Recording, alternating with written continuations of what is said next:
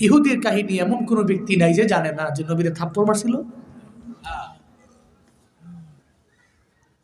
ইহুদি থাপ্পড় মারার পরে নবী বলছিল, তোমার হাতে ব্যথা পাইছো নি, আমারে জানাও। এটা কেমন মানুষ রে, আমি রে মারলাম, উনি আমারে কয় হাতের মধ্যে ব্যথা পাইছে কিনা আমারে বলে। মায়ের নবী এটা বলার পরে ইহুদি কয়, লোকটা জানি কেমন, মনে হয় ভালো মানুষ হবে। নবী তো পরিচয় দেয় না, নবীর পরিচয় ইহুদি জানেও না। 324টা খেজুর নিয়ে নবী রওনা। প্রতিমধ্যে হঠাৎ করে যাওয়ার পরে আল্লাহ পাক তো আমার মায়ার নবীর যে থাপ্পড় মারলো, বালতিও কূপের মধ্যে পড়ে আছে, নবী উঠায় দিয়া যায় নাই।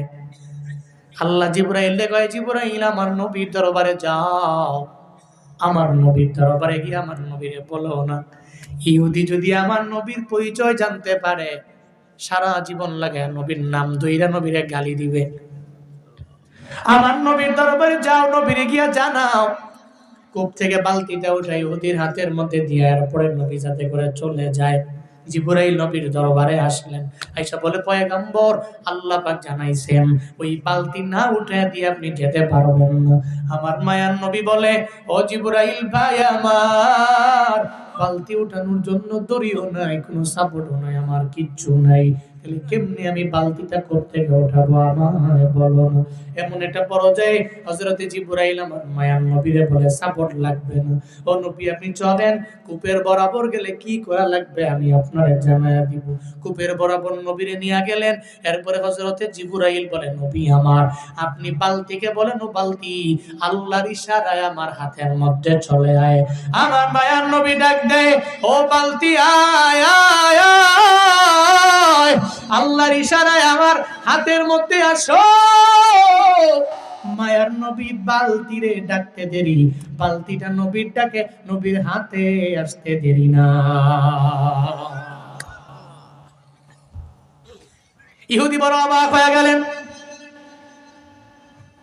বালতি তো কানও নাই চোখও নাই, বালতি তো চাইলে আসতে পারে না, কেমনে এলো? ইহুদি অবাক, এর কেমন মানুষ, থাপ্পড় মারলাম আমার জিগায় হাতে ব্যথা পাইছে কিনা, আবার এই বালতি পড়ে গেছে, বালতি উঠে দিছে, উইদাউট এনি সাপোর্ট, কেমনে?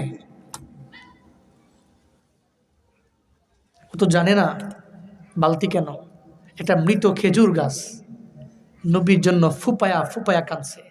মৃত খেজুর গাছ, জীবিতও না, একটা গাছ নবীর বিরহের বেদনায় কাঁদছে।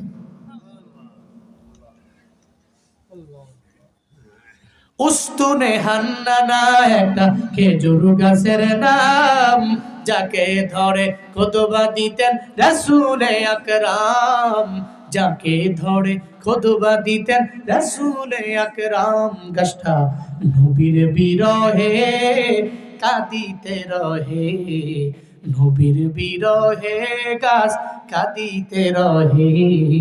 হতবাক হইলেন যত সাহাবায়ে কেরাম, সমস্ত সাহাবায়ে কেরাম হতবাক হয়েছেন যেদিন উস্তুনে হান্নানা কাঁদছে।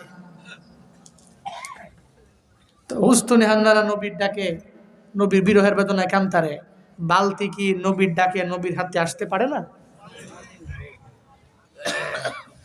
ইহুদি মনে মনে ভাবলেন, কার মনের মধ্যে আঘাত দিয়া দিলাম, সাধারণ কোন মানুষের গায়ের মধ্যে আমি হাত তুলি নাই, উনি অসাধারণ একজন মানুষ, তবে আমি চিনি না কে উনি, কি ওনার পরিচয় আমার জানা লাগবে।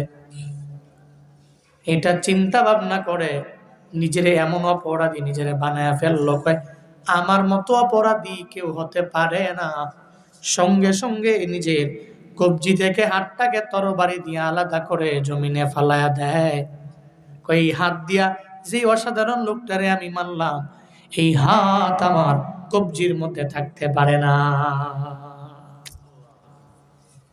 আমি বড় অপরাধ করেছি। দেখবেন মাঝে মাঝে কিছু ব্যক্তিকে ধমক দেওয়ার পরে, ঝগড়া করার পরে নিজেকে অপরাধী মনে হয়, আরে এই মানুষটার সাথে কেন ঝগড়া করলাম। একজনে আপনি একটা গালি দিলেন, উনি আপনার এই গালির জবাবটা দিল না, উল্টা উনি আপনারে বলল, ভাই কেন গালি দিলেন। এরকম নরম হয়ে যদি বলে, খোদার কসম এই পৃথিবীতে সবচেয়ে বড় অপরাধী আপনারই মনে হয়, কি জন্য গালি দিলাম। কি জন্য হেরে মারলাম, কি জন্য ঝগড়া লাগাইলাম, অপরাধী মনে হবে। মাঝে মাঝে বালিশের সঙ্গে মাথা লাগায় চিন্তা করবেন, তখন আপনার কাছে মনে হবে আপনি বড় অপরাধী। এই জন্য কেউ যদি গালি দেয়ও, খারাপ আচরণ করেও, নবীজির শিক্ষা হচ্ছে আহসিন ইলা মান আসা ইলাই, তোমার সাথে যে খারাপ আচরণ করে তুমি তার সাথে সৎ ব্যবহার করো। নবীজি বলেছেন তোমার সাথে যে খারাপ ব্যবহার করে তুমি তার সাথে ভালো ব্যবহার করো। এটা হচ্ছে নববী শিক্ষা, নববীর আদর্শ। সুবহানাল্লাহ জোরে পড়বেন না? আল্লাহ এই আদর্শে আদর্শবান হওয়ার তৌফিক প্রত্যেকটা উম্মতকে দান করেন, সকলেই পড়ি আমিন। ইহুদি কয় কাজটা ঠিক করলাম না, হাতটা ফালাইয়া দিলাম, পাশ দিয়ে বণিকরা যায়, কিরে ওদি কে মারলো? কেউ মারে নাই, নিজের হাত তরবারি দিয়ে নিজে আলাদা করেছি। কেন? নবীর সব বিষয় যখন বললেন, বণিকেরা আর বুঝতে বাকি না এটা আমার নবী ছাড়া কেউ হতে পারে, এটা আমার মায়ার নবী। ইহুদি তুমি কার গালের মধ্যে থাপ্পড় লাগাইলা, যার বডি মুবারকের মধ্যে মশা মাছি বসা পর্যন্ত হারাম। কি হারাম? আল্লাহ বলছেন এই মশা বসতে পারবি না, হারাম। মাছি নবীর পুরা দেহ মুবারকে বসে না, হারাম। কি দামি শরীর মুবারক, তুমি ওনার গাল মুবারকে থাপ্পড় লাগাইছো, করছো কি তুমি? ওই জন্যই তো নিজেকে অপরাধী মনে করে কবজি থেকে হাতটাকে তরবারি দিয়া আলাদা করে ফালাই দিস। আমারে একটু বলবা ওই নবীর দরবারটা কোথায়? কি কয়? আমারে বলবা নবীর দরবারটা কোথায়, আমি যাব। অমুক জায়গায় গেলে মুহাম্মদ সাল্লাল্লাহু আলাইহি ওয়াসাল্লামকে পাবা, অমুক জায়গায় গেলে। ইহুদি হাতটাকে নিয়ে আলাদা যে হাতটা, এটাকে হাতে করে লইয়া নবীর দরবারে, নবীর দরবারে গিয়া বলে, নবী আমি ইহুদি আপনার দরওয়াজায় হাজির হয়ে গেলাম। হ্যাঁ ইহুদি কেন আসছো? তুমি তো আমারে মারলা, কেন আমার দরবারে আবার হাজির হয়ে গেলা?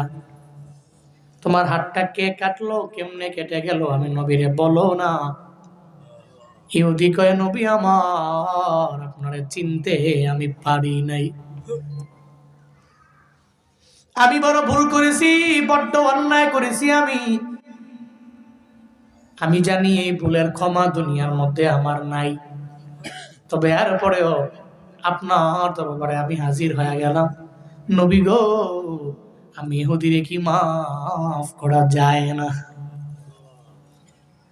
মায়ার নবী ডেকে বলে, ইহুদি আমি মাফ করব, শর্ত যদি তুমি কালেমা পড়ে মুসলমান হতে পারো, তাইলে আমি নবী মাফ করে দিব। কি শর্ত? যদি কালেমা পড়তে পারো। ইহুদি মনে মনে কয়, কালেমা পড়ার জন্যই তো ওনার দরবারে আসলাম, কারণ যে বালতিটা দিয়ে হাতের মধ্যে নিয়ে আসতে পারে উনি মিথ্যাবাদী নবী না, উনি সত্যবাদী নবী, এটা তো আমি আগে থেকেই জেনে নিস। আমি তো কালেমা পড়ার জন্য ওনার দরবারে আসলাম, যেহেতু নবী আমারে বলল, একটা শর্ত আমারে দিয়ে দিল, তাহলে চিন্তা কেন? তাহলে আমিও নবীর আরেকটা শর্ত লাগাইয়া দেই। কয়, নবী আমার যদি আমার হাতটাকে আগের মতো জোড়া যদি লাগাইয়া দিতে পারেন, তাহলে আমি আপনার হাতে কালেমা পড়ে পড়ে মুসলমান হয়ে যাব। কি কয়? যদি হাত লাগাই তারেন তাহলে আমি কালেমা পড়বো। কি চালাক কত! দেখছে তো নবীর মুআজিজা, নবীর যে মুআজিজা দেখছে না, বালতি উঠা ফেলছে। উনি তো মায়ার, উনি তো দয়ার, উনি তো সত্যবাদী। এটা তো ইহুদির বুঝ হয়ে গেছে। মায়ার নবী ইহুদিরে বলে, হাতটা আমার হাতে দাও। মায়ার নবী হাতটা নিয়ে ইহুদির কবজির মধ্যে ভাবে লাগাইয়া দিয়া জিবা মুবারক থেকে একটা লালা মুবারক আইনা হাতটার মধ্যে মালিশ কইরা কইরা দেয়। কই, ইহুদি রে দেখো না হাতটা লাগছে নি? ইহুদি কয়, হাতটা লাগছে তো লাগছে হুজুর, তবে আমার মনে হয় আমার হাতের মধ্যে আগে যে শক্তি ছিল এর চাইতে বহু গুণে শক্তি বেড়ে গেছে।